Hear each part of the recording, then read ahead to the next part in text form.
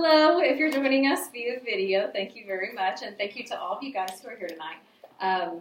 This night is usually really nerve-wracking for me, but I love that it's not at all tonight because I know all of you already, and I know your kids, and I know I've told you probably 50 times, and I'll tell you 50 more, that I'm so happy to have your kids again this year, and the beginning of the year has been 1,000 times smoother than any other beginning of the year that I've had before, and it's just because we know and love each other already, and in some ways, last Monday was the 181st day of school for us, and not the first day of school. And then I'll talk to you a little bit tonight about how in some ways it was still the first day of school. I wanted it to be day 181. They were still on day one, a little bit. So some things are going to take us a while. But the first thing that you have there in your packet is our schedule. You'll notice we have an A day and a B day. Last year we had music, art, PE, theater, strings, and dance all were during our specials time. But this year, due to our growth and some other changes that we've made, we have PE at a separate time, and we have it every other day. So A days, we go to PE. B days, we don't go to PE. So on B days, I have 35 more minutes of instructional time than I have on A days. So that's why the schedule is different on the 2 days. And that is my paper schedule. But as I'm sure you know, it doesn't always happen exactly like that every day. We get to specials and lunch and PE at the time that's on there, but the other things are a lot more fluid. And especially starting first grade, we have more students who get pulled out for special programs. And if your kiddo is one of those students who's getting pulled out for any special programs, I try to make sure that during those pull-out times, I'm switching up what I'm teaching each day. So that if someone's gone every day for an hour or 45 minutes, they're not missing the same subjects every day. So they're not missing math all year long. So that's another reason that the schedule will change up a little bit from day to day. But that's just for you to have in case you ever want to know what's going on or ask your kids specifically, what did you do in math tubs today or daily 5? That's for you to refer to. And then I think the next page is the gradebook one. This is how you access your kiddos' grades, and I think most everybody in here, most of you have an older child in your grade, so you're already familiar with it, but if you don't, then that's definitely something you'll want to look at and check out. I showed you how to just get into the gradebook on one side, and then on the other side, it shows you how to set up notifications for yourself. You can set it, I know you can set it so that it notifies you of any grades your kiddo earns lower than, it's supposed to be whatever you set it to. But when I tried to do that last night, it would only default to 70. 70 or below. Okay. So I think in the past you could have it, you could say 90 or below. But then that was a little ridiculous when, parents were freaking out over any grade lower than 90. So I think they probably changed it. So 70 or below, you can set it to notify you. And then you can also set it to send you weekly or monthly or I think even daily updates on grading. I think daily would, for me personally, would be a little overwhelming, but maybe weekly might be a good route to take. So your child will bring home a week's worth of graded papers on Tuesdays, but you don't have to wait till Tuesday to find out their grades. You can go into the gradebook anytime and look at the grades that they're making. So that's for you to refer back to. And then before we get to that last page, I want to talk about grades for a little bit because obviously that's a big change from kinder. In kinder, things are mostly based on teacher observation. There are a lot of assessments that we do that give us really good data on kids too, but there aren't the grades. So grades are a huge change for these kids. And at first they don't really even know what they mean. They know 100, but other than that, they don't really know what they mean. So next week, we're going to make a chart about what does my grade mean. And it's going to show 100 to 90 means I learned it, I got it, I'm doing awesome, this concept, I'm on top of it. And then an 80 to an 89 means I'm almost there, there's a little bit more work I need to do, but I'm on the right track. 70 to 79 means I still have quite a bit to learn, but I'm doing okay. And then, a 69 and below means I really don't understand what I'm doing. I need to ask for my mom and dad for help or my teacher for help or whatever. So we're going to make a little chart and put it up in the room so that we can refer back to it. So that's how I'm going to talk to them about grades. But then, of course, you need to set your family's expectations for grades. And I'm sure that you know if you have multiple kids, the expectations will probably be different for different kids. I just lost my train of thought.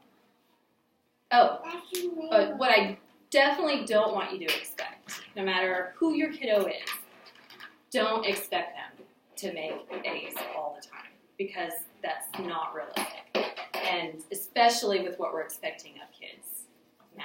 Even a super, super smart kid is not going to make A's all the time. And I want you to know that I don't expect any kid in this class to make A's on every assignment. And I don't want you to expect that of your kiddo, and I don't want them to expect that of themselves either. So, throwing that out there. Okay, I think that's all I wanted to say about grades. Okay, the next page has reading level expectations broken down for first grade by month. So the expectation is that in September that your child would be reading at a level 3. And then it shows you how it grows through the school year until the very end of the year, where we want first graders to be at a level 18 to 20. 20 would be, of course, where we really want them, but 18 is where we're really expecting them to be. And then that next column, fluency, refers to words correct per minute that are read. So the end of the year expectation for first grade is reading 60 words correct per minute at a level 18. And I've got a few level 18s that you can kind of share so you can see what that text looks like. And then 60 words per minute would obviously be about, 1 word per second, but it's really going to have to be more than 1 word per second because they're going to stumble over something. There's going to be something in there that will take them a little while to figure out. So it's really pretty fluent reading that we're expecting from them. I'll give you a little bit to look over that, and then I'll tell you the next piece of that assessment.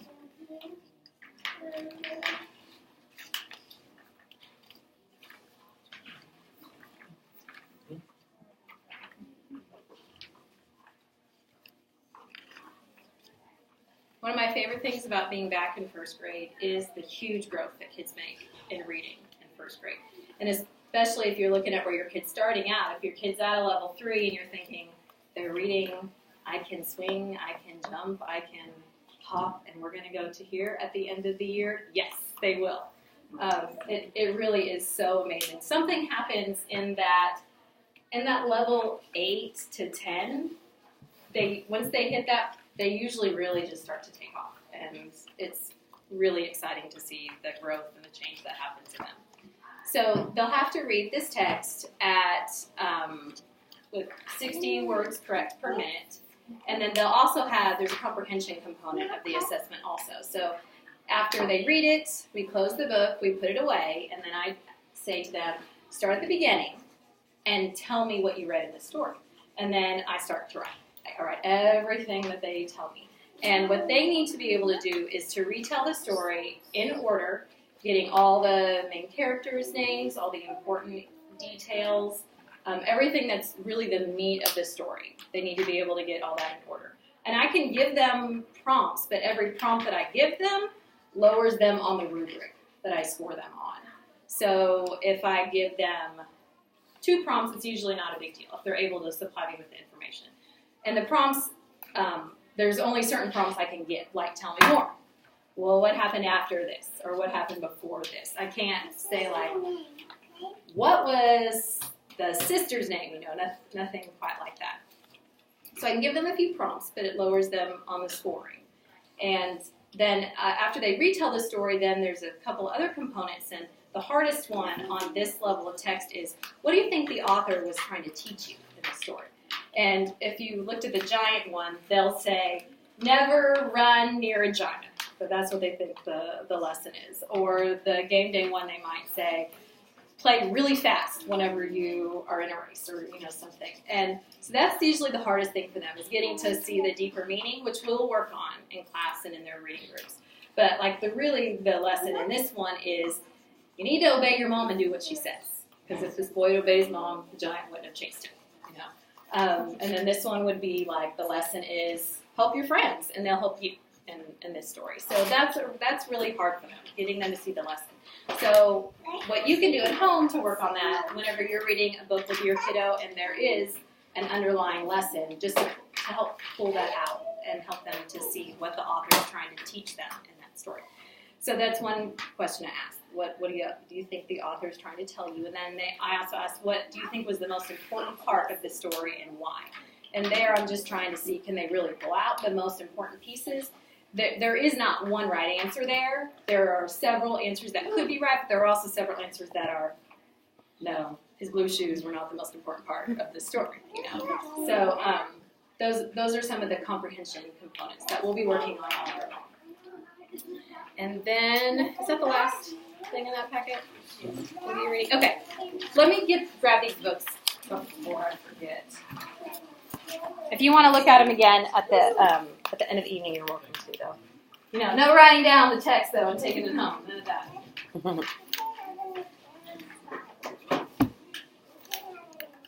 Can I get that one? Oh, I'm Thank sorry. you. That's okay. Okay, the next thing I wanted to talk about is word journeys. This is our spelling curriculum for this year, and this is new to me. It was new to all of Grand Prairie last year, but kindergarten didn't do it. So I'm going to be learning along with you and along with your kids. But basically the way Word Journeys works is that next Tuesday and probably next Wednesday, I'm going to give a spelling assessment to the whole class. That will give me a baseline of where your child is spelling. And it lets me know what kind of words they need to be working on, what kinds of rules I need to be helping them learn. And so then we're going to have different lists in the class. So we won't all be working on the same words. So if your kiddo can already spell consonant, vowel, consonant words, you know, hit, sit, mop, hop, they don't need a list of those for the first 9 weeks of the school year. They need different kinds of words. So we'll probably have maybe 3 lists that are going on in the class throughout the year. So your child won't necessarily have the same words as their friend. There will be some activities that we'll do with them in the class, and you will know every week what list your kid is working on. And then I know I've already said, but I want to just let you know again, as far as spelling goes, the spelling homework is really, that's up to you, how much you think your child needs. If they only need one night of practice for each of the words, then that's all you need to do. But if some kids will need to practice the words every night. So what it will amount to, right now we just have the 5 word wall words. But once we add word journeys, we're going to have 15 words a week that they're doing. The 5 word wall and then 10 of their word journeys words. So right now it is really pretty simple, but it's definitely going to pick up. But the word journeys won't start for probably another 3 weeks, 2 or 3 weeks before we're ready to roll with that. That's really all I know right now since I haven't done it yet. I've been trained, but like most things, you don't really know what you're getting into until you get into it. So once I get rolling with the kids with it all, I'll probably have more to share with you about word journeys. But okay, behavior expectations. My expectations as far as rules go are pretty much what they were last year. My classroom rules are you can do anything you want as long as it doesn't cause a problem for anybody else, including me. And if you do cause a problem, I'll ask you to fix it. If you can't fix the problem, then I'm going to do something about it. And what I do will depend on the special person and the special situation. If you ever think that something I have decided is not fair, you can come whisper to me, I don't think that's fair. And we'll talk about it.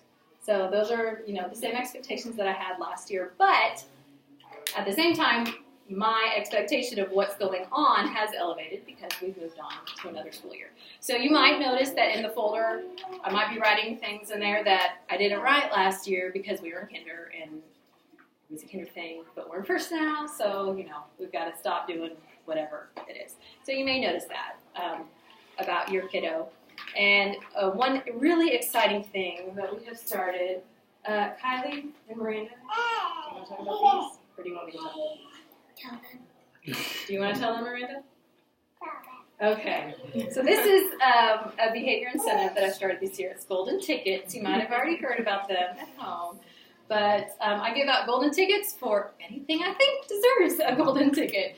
It might be great hallway behavior, because hallway is always a challenging place, especially with our increased student population, there are times where it feels like there are 500 kids in the hallway at one time, and we need to get from point A to point B quickly. So it might be hallway, it might be answering a question that was really challenging. One thing that I've been getting a lot of tickets out for is whenever we're in a lesson and I say, do you remember in kindergarten we talked about this? What does that mean? And if somebody is remembering from kindergarten, I'm super excited and giving them the golden tickets. It could be being kind and compassionate. It might be following the social contract, whatever. When they get to 20 tickets, then there is this treat catalog that they get to pick from, and it is full of super fun treats that are free for me. So this is a win-win for everybody. But one of the things is no homework. So if your kid ever comes home and says, I got 20 tickets, I don't have to do homework tonight, that's probably true. But I realize I probably need to have a ticket or something that goes home with them. So So I will check. I'm going to add that. I'm going to have something that I send home with them that then they return to me the next day. So they really did get 20 tickets. So no homework, stinky feet, which is take your shoes off all day in the classroom. Show and share, which is basically show and tell. Bring something from home to tell us about it.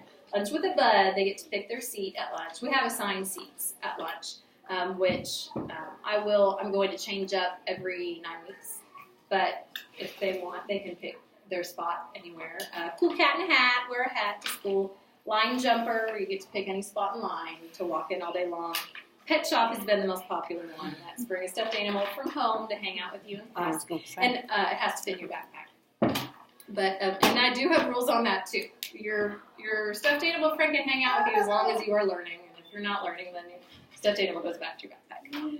And then super duper supplies where you get to use like markers instead of a pencil all day long, and anything special I have that you want to use, you can use.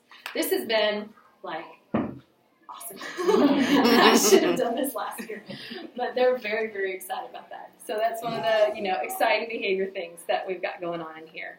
The next thing I wanted to talk about is goal setting, which you've kind of already looked at your child's social contract goal that they wrote for themselves.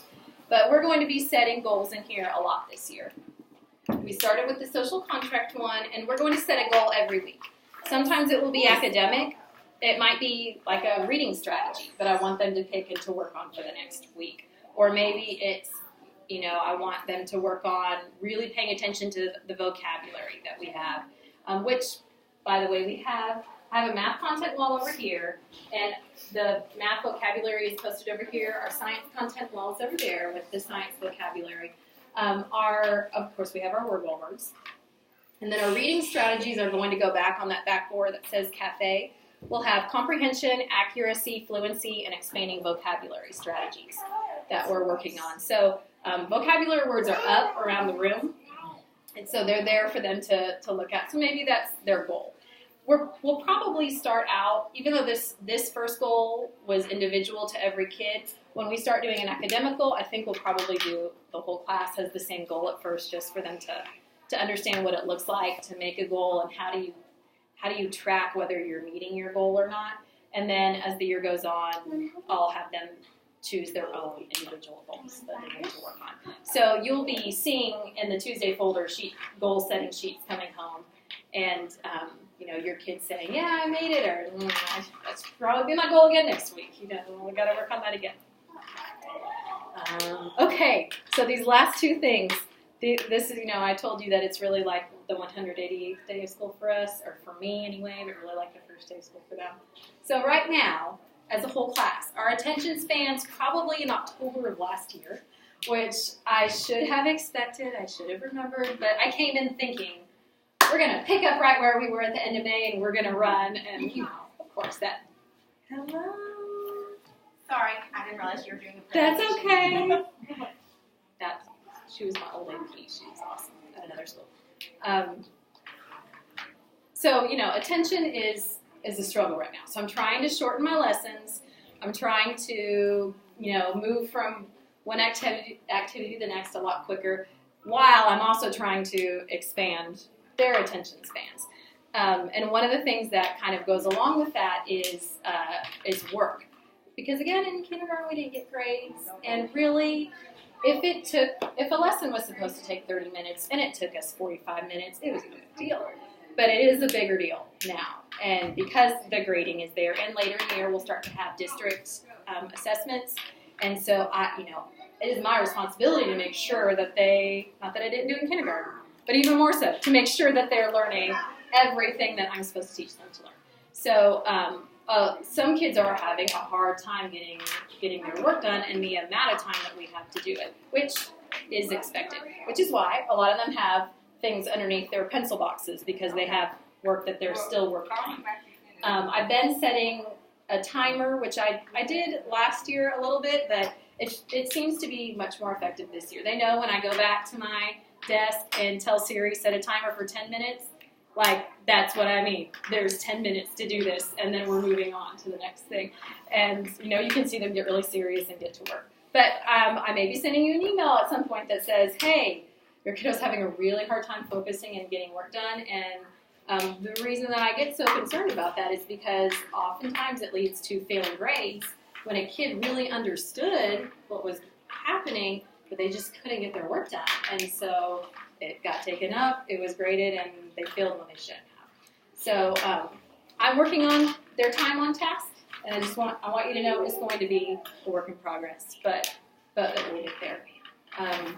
That is, I think, that's all I wanted to share with you tonight. But I'll hang around for a little bit if you have any more questions or anything specific about your kiddo that are you sad that I'm done? No? Okay. Anything specific that you want to know. And again, thank you so much for sticking with me for one more year and letting me teach your babies because I really, really love them. And this is just such a great class. So thank you. Thank you. You're welcome. So are we taking these? No, keep that here because we're going to tomorrow at the end of the day, they're going to grade themselves basically.